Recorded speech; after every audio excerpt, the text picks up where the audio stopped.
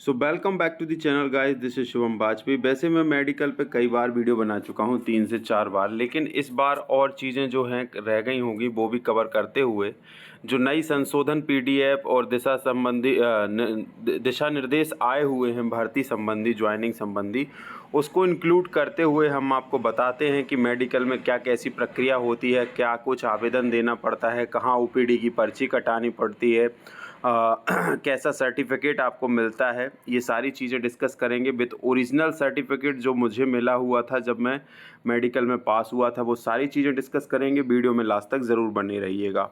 तो सबसे पहले बात कर लेते हैं कि मेडिकल टेस्ट में क्या क्या होगा। उससे पहले हम ये भी बात कर लेते हैं कि मेडिकल टेस्ट कब होगा। देखिए, अलग अलग ज़िले में अलग अलग प्रक्रिया होती है, सभी ज़िलों में समान प्रक्रिया नहीं होती है। कई ज़िलों में क्या होता है कि ज्वाइनिंग करा लेते हैं और ज्वाइनिंग के तुरंत बाद जो है मेडिकल करा के फ्री कर देते हैं, लेकिन कई ज़िलों में ये होता है कि पहले आपकी ज्वाइनिंग करा लेते हैं।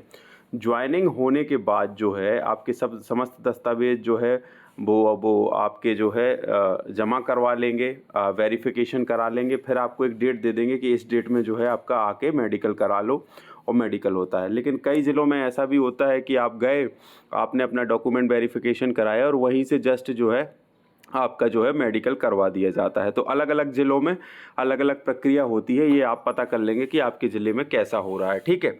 उसके बाद में मेडिकल चीज़ में मेनली क्या क्या चेक होता है उसकी बात कर लें तो सब हाइट भी है, हाइट चेक होती है, आइस चेक होती है, फिजिकल डिस्टॉर्शन मतलब कोई शारीरिक विकृति तो नहीं है, blood and blood pressure test होता है, यूरिन टेस्ट होता है, नौकनी टेस्ट होता है, फ्लैट फीट टेस्ट होता है, chest measurement and expansion test होता है। देखो 2017-18 में क्या होता था कि हाइट वगैरह जो है बाद में भी करा ली जाती थी, लेकिन अब क्या हो रहा है कि हाइट सबसे पहले नापी जा रही है और चेस्ट एक्सपांसन, क्योंकि इनमें बिल्कुल भी छूट नहीं है। जिसकी हाइट नहीं होगी बाकी का मेडिकल कराने की आवश्यकता पड़ेगी ही नहीं, जिसकी चेस्ट मेजरमेंट नहीं है बाकी की मेडिकल कराने की आवश्यकता नहीं पड़ेगी। तो यहाँ पे सबसे पहले हाइट होगी और चेस्ट मेजरमेंट होगा। उसके बाद आइस टेस्ट होता है, 3-4 चरणों में आइस टेस्ट होता है। सबसे पहले आपके सामने एक ABOUI वाला वो जो चार्ट होता है वो दीवार पे चिपका होता है, उसको जो है अपन को पढ़ना होता है चार्ट को, और अगर हम उसको पढ़ लिए तो फिर जो है उसके बाद जो है आपको एक बुक दिया जाएगी जिसमें ब्लरिश शब्द होते हैं, उसको जो है हमें पढ़ना होता है। उसके बाद जो है सूक्ष्मदर्शी से डॉक्टर चेक करता है जो नेत्र विशेषज्ञ होता है कि आपकी आंखों की पुतली की कोई बीमारी तो नहीं है, आईलेट्स मतलब कलर ब्लाइंडनेस और आंखों की टोपों का जो कोई बीमारी है वो तो नहीं है। तो ये सारी चीज़ें होती हैं, आंखों की प्रॉपर जांच होती है पूरी। उसके बाद फिजिकल डिस्टॉर्शन देखा जाता है, कोई हाथ पांव टेढ़ा तो नहीं है, कमर टेढ़ी तो नहीं है, गर्दन टेढ़ी तो नहीं है। तो ये शारीरिक विकृति होती है, इस विकृति के साथ आप पुलिस विभाग में नौकरी नहीं कर सकते, तो इस शारीरिक विकृति को भी चेक किया जाता है। Blood and blood pressure test किया जाता है कि कहीं आपको रक्तचाप की बीमारी तो नहीं है, इसलिए ब्लड प्रेशर टेस्ट भी किया जाता है। यूरिन की जांच की जाती है कि आपको मूत्र संबंधी कोई बीमारियां तो नहीं है, तो यूरिन टेस्ट भी होता है। नौकनी टेस्ट मतलब आपके दोनों घुटने पैर सीधे रखने पर और आपके दोनों घुटने हैं वो टच तो नहीं होते हैं, वो कहलाता है नौकनी, तो वो घुटनों की जांच भी होती है। फ्लैट फीट मतलब कि जो आपका पाँव का तलवा है वो एकदम पूरा फ्लैट तो नहीं है, वो कर्व है उसमें कि नहीं, वक्राकार है तो ठीक है, लेकिन अगर पूरा फ्लैट है उसको आप ऐसे चेक कर सकते हैं कि पंजे को गीला करके, अगर आप सूखे सरफेस में रखते हैं तो अगर आपका पूरा पंजा बन जाता है, बीच में कर्व नहीं बनता है, तो इसका मतलब कि आपको फ्लैट फिट है, और अगर कर्व बनता है तो आपको फ्लैट फिट नहीं है, ठीक है। तो ये जांच कर लें आप। बीच का भाग जो है अगर वो भी गंदा होता है तो मतलब इसका मतलब कि आपका पूरा पंजा जो है ज़मीन में लगता है, इसका मतलब कि आपका फ्लैट फिट है, और अगर वो नहीं लगता है तो मतलब फ्लैट फिट नहीं है। उसके बाद चेस्ट मेज़रमेंट होता है, जैसा कि आपको पता है कि 5 सेंटीमीटर का फुलाव चाहिए, और यहाँ पे जो है चेस्ट एक्सपांसन जो है रूल बुक में लिखा है, वहाँ पे मैं भूल गया हूँ कि कितना कितना लिखा है। यहाँ पे हाइट और चेस्ट ऊंचाई और सीना केवल पुरुषों की माप जिला मेडिकल बोर्ड द्वारा अस्पताल में मेडिकल टेस्ट के दौरान की जाती है, जिसके अनुसार निम्न ऊंचाई होने पर ही आपको पास किया जाएगा। तो आरक्षक जीडी, अनारक्षित सूची और अनुसूचित जाति और पिछड़ा वर्ग, मतलब इसमें आएगा आपका यूआर, एससी और ओबीसी के लिए हाइट चाहिए पुरुषों के लिए 168 सेंटीमीटर, 81 सेंटीमीटर सीना चाहिए नॉर्मल, फुलाने के बाद चाहिए 86 सेंटीमीटर, 5 सेंटीमीटर का फुलाव चाहिए। आरक्षक जीडी की ही बात करें हम तो इसमें एसटी कैटेगरी के लिए हाइट चाहिए है 160 सेंटीमीटर, और सीने की फुलाव भी एसटी कैटेगरी में कम चाहिए, 76 सेंटीमीटर नॉर्मल होना चाहिए और 5 सेंटीमीटर फूलना चाहिए, मतलब 81 सेंटीमीटर। महिलाओं की फ्लैट हाइट है 155 सेंटीमीटर, समस्त कैटेगरी में चाहिए ही चाहिए, ठीक है। उसके बाद जो है ये रूल बुक का स्क्रीनशॉट है, कोई फर्जी जानकारी नहीं है, आपको सीधा रूल बुक से बताया जाता है। अगर ऐसे ऐप में सिलेक्शन होता है तो ऊंचाई की माप निम्न अनुसार होगी। सामान्य जाति के लिए बीसाबल नियम 22 के अनुसार 5 फीट 6 इंच, गोरखा, गढ़वाली और कुमाऊं के मामले में 5 फीट 2 इंच और मराठों और अनुसूचित जाति और अनुसूचित जनजाति के लिए 5 फीट 5 इंच। मतलब यहाँ पे थोड़ी सी छूट है और यहाँ पर जो आप देख सकते हैं कि यहाँ फिट और इंच में लिखी गई है बीसाबल नियम के अनुसार। तो यहाँ पर थोड़ी सी ऐसे ऐप में हाइट कम लगती है। अगर हम जनरल और ओबीसी की बात करें ऐसे ऐप में हाइट की तो 167.64, मतलब ऐसा नहीं कि आपकी 168 सेंटीमीटर से थोड़ी कम हाइट है।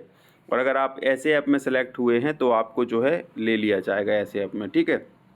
इसलिए मैं कहता हूं कि जब आप फॉर्म भरते हैं और अगर आपने अपनी हाइट चेक करी हो और अगर 168 सेंटीमीटर से थोड़ी बहुत कम हो तो आपको ऐसे ऐप से फॉर्म इसलिए डालना चाहिए था क्योंकि वहाँ पे 167.64 सेंटीमीटर में भी आपको ले लिया जाएगा। और SC ST और मराठा कैटेगरी में आपको 165.1 सेंटीमीटर है।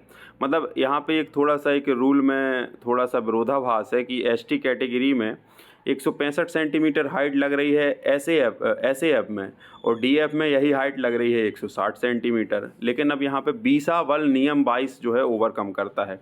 किसी भी कैटेगरी के लिए सीना बिना फुलाए 31 इंच यानी 78.74 सेंटीमीटर और फुलाव के साथ 33 इंच यानी 83.82 सेंटीमीटर लगना है। शारीरिक विकृति का मैं वैसे ही बता चुका हूँ कि कोई भी टेढ़ा टेढ़ा नहीं होना चाहिए अंग। आँखों के लिए है कि आँखों के संबंधित कोई रोग नहीं होना चाहिए, बाइनोकुलर दृष्टि का होना चाहिए, आँखों की टोपों मतलब आईलेट्स में आँखों की पुतली की बीमारी से ग्रस्त ना हो, आँखों की दृष्टि तीव्रता बिना चश्मे के। यहाँ पे ध्यान देने योग्य बात यह है कि आप चश्मे के साथ मेडिकल नहीं दे सकते हैं। बिना चश्मे के अगर एक में 6/9 है, 6/9 से कम नहीं होना चाहिए तो दूसरी में 6/12 से कम नहीं होना चाहिए। सबसे बेस्ट माना जाता है 6/6। तो मेडिकल में लगने वाले डॉक्यूमेंट क्या हैं, ये मैं मेडिकल में लगने वाले डॉक्यूमेंट बता रहा हूँ। तो वहाँ पे सबसे पहले प्रथम जो इम्पोर्टेंट डॉक्यूमेंट है वो आपका आधार कार्ड होता है। उसके साथ आपको एक आवेदन लिखना पड़ता है श्रीमान सिविल सर्जन सह अधीक्षक जो आपका जो रहेगा वहाँ का, जिस जिले का, वहाँ के लिए।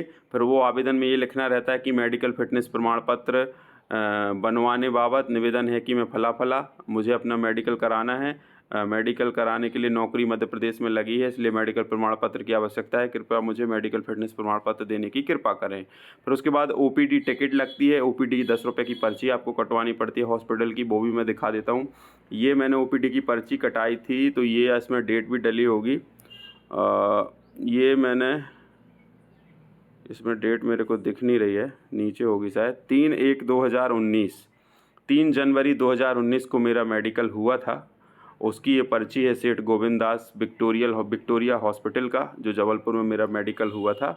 उसके बाद हम बात करते हैं यहाँ पे ये है आपका सर्टिफिकेट। जब आपका मेडिकल हो जाता है तो आपको एक ऐसा सर्टिफिकेट दिया जाता है जिसमें आपका नाम होता है, आपकी पोस्ट होती है। फिर यहाँ पे आप देखिए GD कांस्टेबल पोस्ट लिखी और यहाँ पर हाइट लिखी हुई है। हाइट लिखी हुई है यहाँ पे 179.5 सेंटीमीटर मेरी हाइट रही और मेरा चेस्ट रहा 95 सेंटीमीटर और एक्सपांसन भी ठीक ठाक रहा 6 सेंटीमीटर 101 सेंटीमीटर। तो यहाँ पे और सारी चीज़ें हैं। ब्लड प्रेशर 130/80 लिखा है। आई चेकअप हुआ है तो हमारी राइट आई 6/6 है, लेफ़्ट आई भी 6/6 है। तो ये मेरा एक मेडिकल सर्टिफिकेट है जिसमें सभी के साइन होते हैं। तो ये सर्टिफिकेट प्राप्त होने के बाद जो है मैं मेडिकल पास हो गया, अब मैं ज्वाइनिंग ले सकता हूँ, ठीक है। उसके बाद अब एक अगला सवाल आता है कि मेडिकल में फ़ेल हो गए तो क्या होगा। देखो इस बार जो दिशा निर्देश आए हो उसमें ये बात लिखी हुई है कि अगर आप मेडिकल में जिला मेडिकल बोर्ड द्वारा किए गए मेडिकल में अगर आप फेल होते हैं और फिर उसके बाद जो है आपको SP पुलिस अधीक्षक को जो है आवेदन देना होता है संभाग स्तर पर अपना मेडिकल करवाने का। अगर आप इसके निर्णय से संतुष्ट नहीं हैं तो चाहे आप फेल हो चाहे पास हो, अगर आप अपने निर्णय, ऑब्वियसली सी बात है जब आप फेल होगे तभी आप दोगे, तो ठीक है। तो जब आपने SP सर को जब आवेदन दोगे तो वहाँ पे आपका संभाग स्तर पर मेडिकल होगा और जो आपका जिला बोर्ड मेडिकल द्वारा जो मेडिकल लिया गया था और संभाग स्तर पर जो मेडिकल लिया जाएगा, दोनों के रिजल्ट्स अलग अलग आते हैं तो ही आपका जो है राज्य स्तर पर मेडिकल करवाया जाएगा। अन्यथा नहीं कराया जाएगा। जैसे आप जिला मेडिकल बोर्ड द्वारा कराए गए मेडिकल में फेल होते हैं और संभाग स्तर पर भी फेल होते हैं तो फिर आपका मेडिकल नहीं होगा, संभाग स्तर पर जो मेडिकल होगा वही आपका फाइनल डिसीजन माना जाएगा। लेकिन आप जिला मेडिकल बोर्ड द्वारा कराए गए मेडिकल में फेल होते हैं और संभाग स्तर पर कराए गए मेडिकल में पास होते हैं, देन आपका जो मेडिकल है वो राज्य स्तर पर जो है मेडिकल कराया जाएगा, जिसे हम री मेडिकल की प्रोसेस कहते हैं। ये दिशा निर्देशों में स्पष्ट तौर पर लिखा हुआ है, तो इसको ध्यान देना है, घबराने की आवश्यकता नहीं है। हर चीज़ का एक उपाय है, हर चीज़ का एक सॉल्यूशन बनाया गया है। तो उम्मीद करता हूँ कि मेडिकल के बारे में इतनी जानकारी आपके लिए पर्याप्त होगी। वीडियो अच्छा लगा हो तो वीडियो को लाइक, शेयर, कमेंट, सब्सक्राइब करना ना भूलें। चैनल पर नए हैं तो ऑथेंटिक वीडियो के लिए हमारे चैनल को सब्सक्राइब करके बेल आइकन को प्रेस कर लें।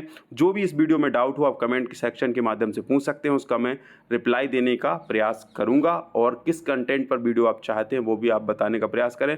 मिलते हैं नए वीडियो में नई इन्फॉर्मेशन के साथ, तब तक के लिए जय हिंद, जय भारत।